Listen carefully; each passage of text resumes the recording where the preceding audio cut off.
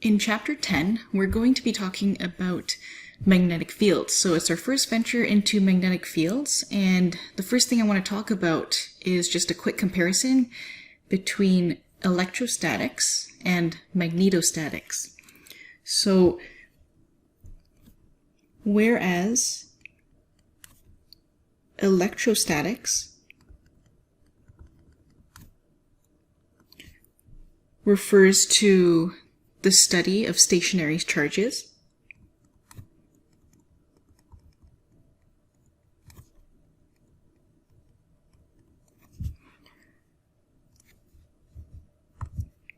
magnetostatics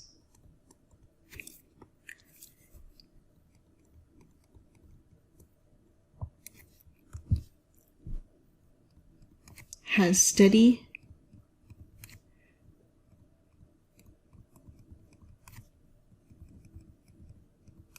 magnetic fields. So let's define magnetostatics more accurately.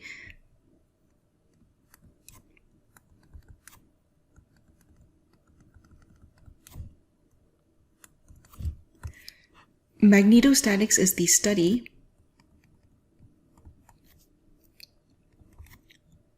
of magnetic fields in systems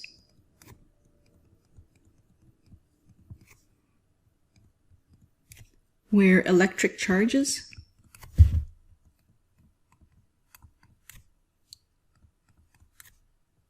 move at uniform velocity.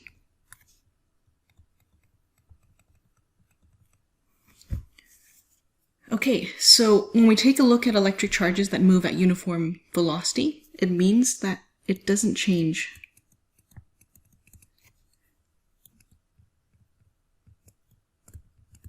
with time. So that's very important to understand with magnetostatics. We're not really looking at stationary charges, we're looking at moving charges, but those charges move at uniform velocity. So in order to study this, we have to define something called the magnetic field. So we use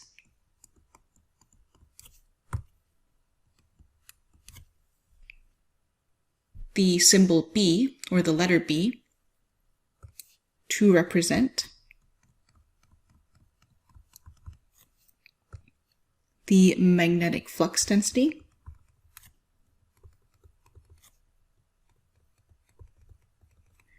or basically the magnetic field.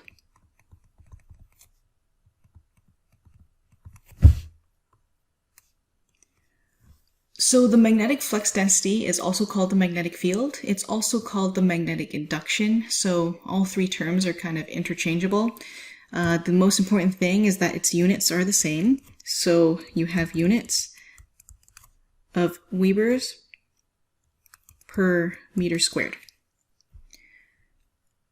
And we'll talk about that unit analysis in a bit after we've gone through some equations.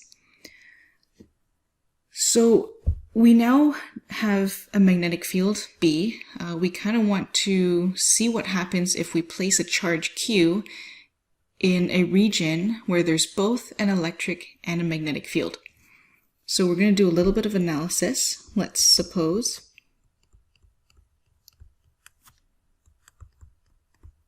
a charge Q is placed in the region where both the electric field E and the magnetic field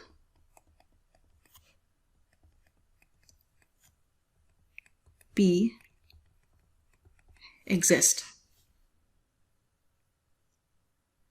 So we're now specifically looking at what happens to this charge Q and essentially what kind of forces are acting upon this charge Q. So I want to take everyone through this step by step. So if the charge is at rest,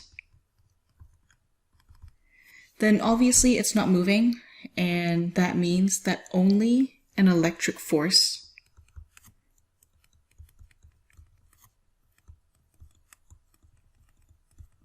exists. Remember, with the magnetic field, you do need a moving charge. So the first assumption is that we're going to look at charge Q at rest. So the only thing that affects it is that electric force. So we're going to define electric force as something we've seen before.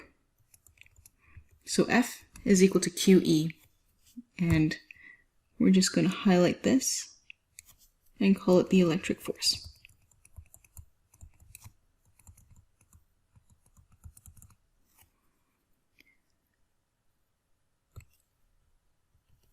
Next, we want to see what happens if your charge is moving. So if the charge is in motion with a velocity of u,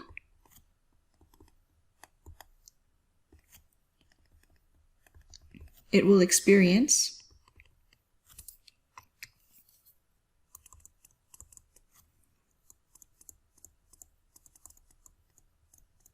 an additional magnetic force.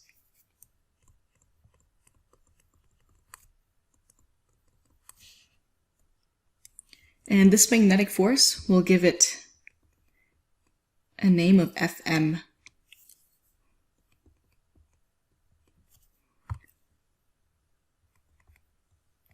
So let's see what Fm is. If Fm is equal to Q times your velocity cross product with B, or crossed with B.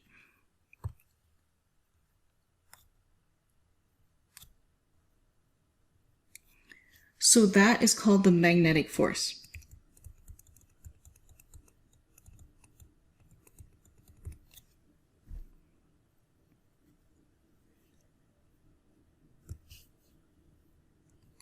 Now let's look at everything together. We have the electric force, we have the magnetic force. So the assumption is that if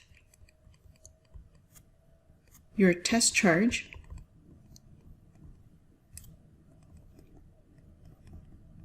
is moving, it will experience a total force. And we're going to just call that total force F. So it's going to be essentially Fe plus Fm. So if you combine all those together, what you can do is take out your Q and have E plus U crossed with B.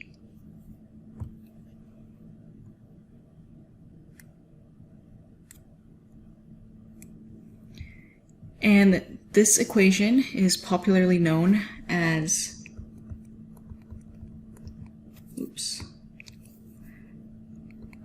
the Lorentz force.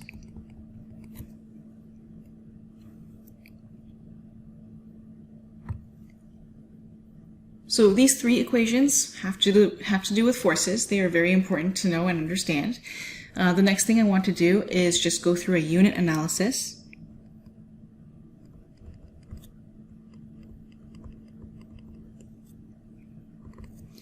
So we know that B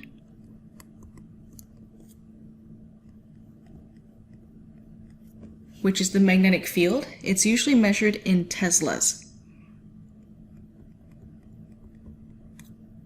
And that's represented by the symbol T. We know that the magnetic flux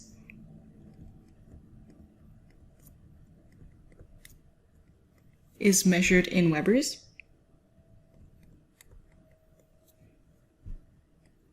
Or WB. And just so that we know how to convert between different units, 1 Tesla is equal to 1 Weber per meter squared.